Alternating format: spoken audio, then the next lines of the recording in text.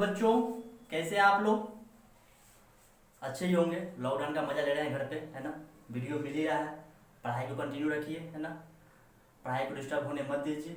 जहाँ तक हो सके मैं कोशिश कर रहा हूँ कि प्रत्येक दिन अलग अलग टॉपिक जो इम्पोर्टेंट है क्लास 12 बिहार बोर्ड में, है ना, लॉन्ग क्वेश्चंस या शॉर्ट क्वेश्चंस, है ना, उसका मैं छोटा छोटा वीडियो बना के आप लोगों के लिए भेजते रहूँ। ठीक है।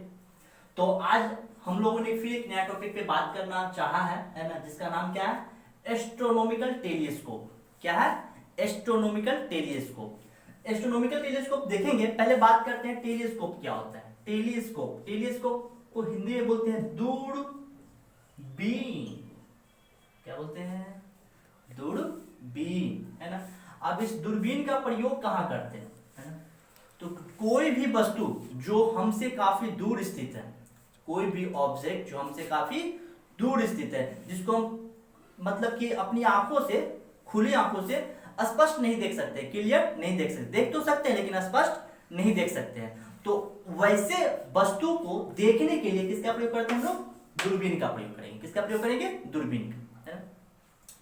तो दूरबीन का जो इन्वेंशन है, खोज जो है, वो किए थे गैलीलियो गैलीली ने। किसने किया था?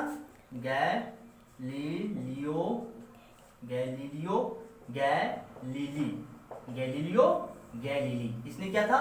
गैलीलियो गैलीली ने, है ना। जैसे आप देखते हो, चांद को देखते हो, है ना, तो चांद आपको दिखता तो है लेकिन स्पष्ट नहीं दिख पाता है। तो उसको अगर दूरबीन से देखा जाए तो आप उसको स्पष्ट देख सकते हो। या कहीं आप घूमने जाते हो, जैसे कि आप पहाड़ पे जाते हो घूमने के लिए, तो पहाड़ से अगर किसी चीज को देखना है, आपको ऑब्जर्व करना है, तो वहां पे आपको दूरबीन की आवश्यकता होती है। या जो डिफेंस में जॉब करते हैं, जैसे हमारे डिफेंस में आर्मी हो गए, नेवी हो गए, एयरफोर्स हो गया, है ना, तो उन लोगों को दुश्मन के ठिकानों का पता लगाने के लिए या उसे देखने के लिए अक्सर वो लोग दूरबीन का प्रयोग करते हैं। दूरबीन ऐसे होता बहुत तरह का है, लेकिन हम लोग को क्या देखना है? केवल अभी जो हम लोग को देखना है वो देखना है एस्ट्रोनॉमिकल टेलीस्कोप। एस्ट्रोनॉमिकल टेलीस्कोप जो होता है उसका नाम है खगोलीय दूरदर्शी। कहा है? खगोलीय दूरदर्शी। ठीक है। तो खगोलीय दूरदर्शी को हम डिस्कस करते हैं कि खगोलीय दूरदर्शी क्या होता है। ठीक है। पहले खगोलीय दूरदर्शी होता क्या है?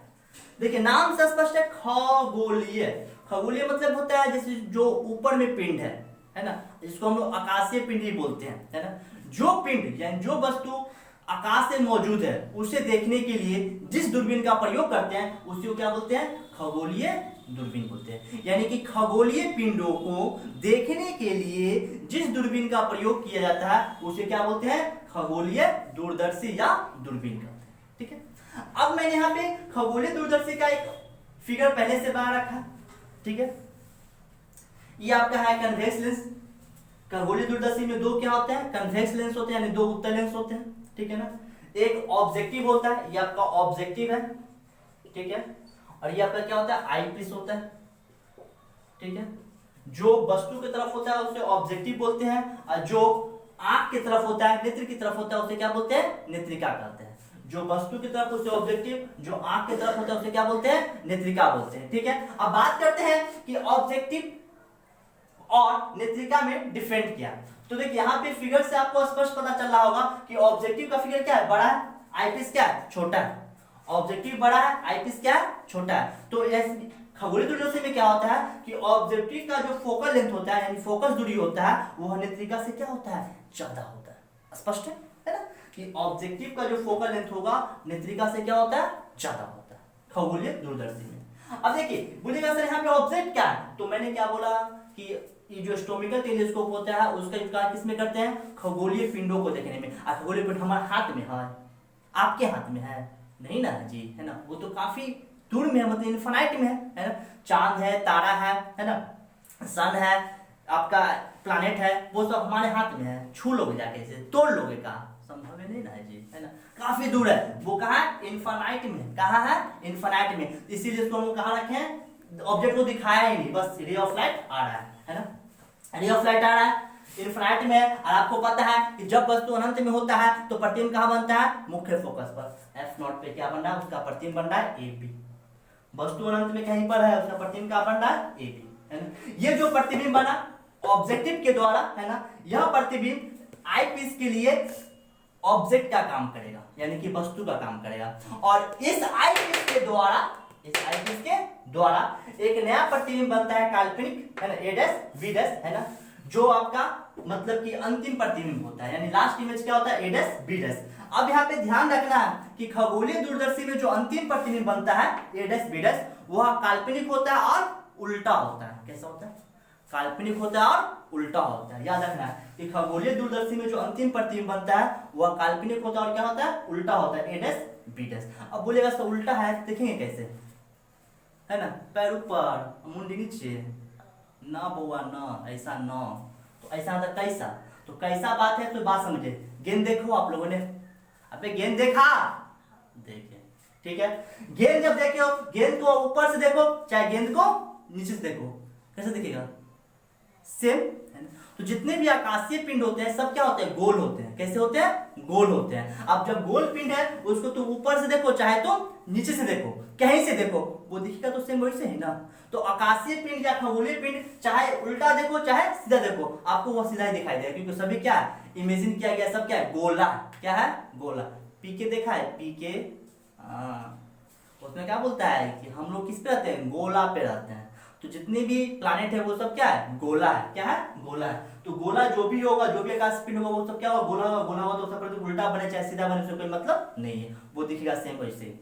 इसी कारण खगोलीय दूरदर्शी से जो प्रतिबिंब बनता है, आपका इमेज जो बनता है, वह अंतिम प्रतिबिंब काल्पनिक होता है, उल्टा होता है। कैसा होता है, काल्पनिक और उल्टा होता है। हो गया, इतना समझ में आ रहा है। अब बात करते हैं हम लोग किसकी संरचना, तो फिर वही बात रहेगा कि खगोलीय दूरदर्शी में संरचना लिखे, फिर आपको डैश ले लेंगे, संरचना, संरचना मतलब स्ट्रक्चर।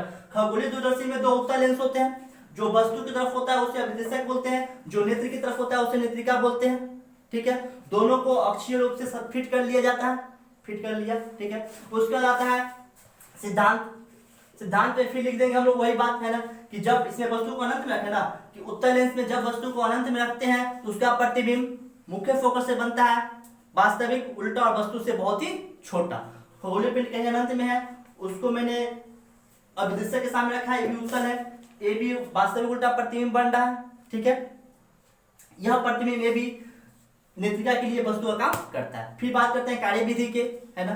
तो अनंत में कोई वस्तु है ना, जिसका ऑब्जेक्टिव के द्वारा ए बी एक प्रतिबिंब बनता है वास्तविक और उल्टा। यह प्रतिबिंब ए बी नेत्रिका के लिए वस्तु का काम करता है, और नेत्रिका के द्वारा जो अंतिम प्रतिबिंब बनता है ए डैश बी डैश, वह काल्पनिक होता है ना, और उल्टा होता है। यह बहुत इंपॉर्टेंट बात है, अक्सर पूछा है क्वेश्चन में, है ना, बोर्ड में आपसे अक्सर पूछा है क्वेश्चन कि खगोलीय दूरदर्शी में जो अंतिम प्रतिबिंब बनता है वह कैसा होता है, तो काल्पनिक होता है और उल्टा होता है। कैसा होता है, काल्पनिक होता है, उल्टा होता है। इतना समझ में आ रहा है, कोई दिक्कत? जल्दी से पहले फिगर बना के इतना बात जल्दी से लिख लीजिए।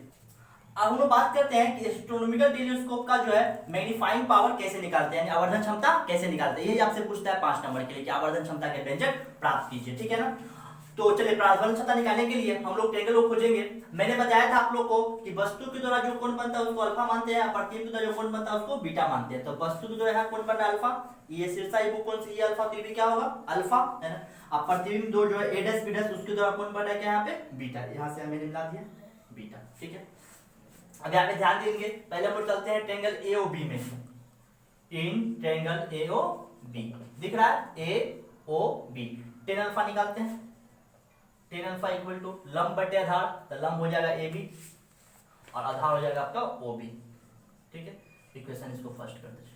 फिर चलते हैं in triangle A B E, A B E, ठीक है। फिर देखिए टेन बीटा इसमें लेंगे, टेन बीटा, तो फिर लंब लंब होगा आपका ए बी और आधार क्या होगा, बीई, क्या होगा, बीई। इक्वेशन आपका सेकंड, दो इक्वेशन हो गया। अब मैंने आप लोग को बताया था, है ना, वी नो दैट, मैं लिखता हूं वी नो दैट, ठीक है। एमपी जो होता है मैग्नीफाइंग पावर, वो क्या होता है, 10 बीटा बटे में 10 अल्फा, ठीक है। 10 बीटा का मान मैंने पहले ही निकाला था, ए बी बटे में बीई, ए बी बटे में बी, 10 अल्फा का मान मैंने निकाला था पहले, ए बी बटे में ओ बी, हो गया। चलिए, तो ए बी बटे में बी, ओ बी ऊपर जाएगा बटे में ए बी से भी कैंसिल। अब देखिए ओ बी पहले देखिए, तो ओ बी कहाँ है, ओ बी है ना, ओ बी आपका एफ ओ है, है ना, मतलब ऑब्जेक्टिव का जो फोकल लेंथ का डिस्टेंस है वो आपका OB है, ठीक है। यहाँ पे लिख सकते हैं FO, ठीक है। बी देखिए तो B image object distance UE, क्योंकि ये जो AB है यह नेत्रिका के लिए मतलब आई पीस के लिए तो वस्तु ही ना है, तो वस्तु दूरी UE, और यहाँ से यहाँ क्या आएगा FO, ये दूरी यहाँ पे लिखेंगे माइनस UE, फिर यहाँ से लिखेंगे MP इक्वल टू माइनस के ऊपर डालिए F0 बटे में UE। इस इक्वेशन 1 2 हो चुका है, इसको थर्ड, जल्दी से यहाँ तक नोट कीजिए। तो वहां तक आप लोग लिख लिए हैं। अब आगे देखिए, we know that 1/f equal to 1/v minus 1/u, ये होता है लेंथ फार्मूला, है ना। तो here f equal to f ही है ना, v equal to minus d होगा, है ना, क्योंकि आसपास दृष्टि की नींद दूरी प्रतिबिंब बनना चाहिए, ठीक है, और u equal to minus ue, ठीक है। सबका वैल्यू यहाँ पे पुट कर लीजिए फटाफट, 1/f, तो 1 बटे माइनस d माइनस 1 बटे ue, अब माइनस यहाँ आएगा, ठीक है। अब देखिए यहाँ पे ये आईपीएस के लिए सब इधर ही बन रहा है, वर्चुअल इमेज है इसलिए सब माइनस में मैंने लिया, तो काल्पनिक प्रतिबिंब बनता है तो v भी में नेगेटिव होता है, u भी नेगेटिव होता है, तो 1 बटे f equal to minus minus क्या, अच्छा पहले माइनस 1 बटे लिख दीजिए, माइनस माइनस प्लस 1 बटे हो गया, कोई दिक्कत नहीं। अब क्या करेंगे हम लोग यहाँ से, है ना, कि दोनों ओर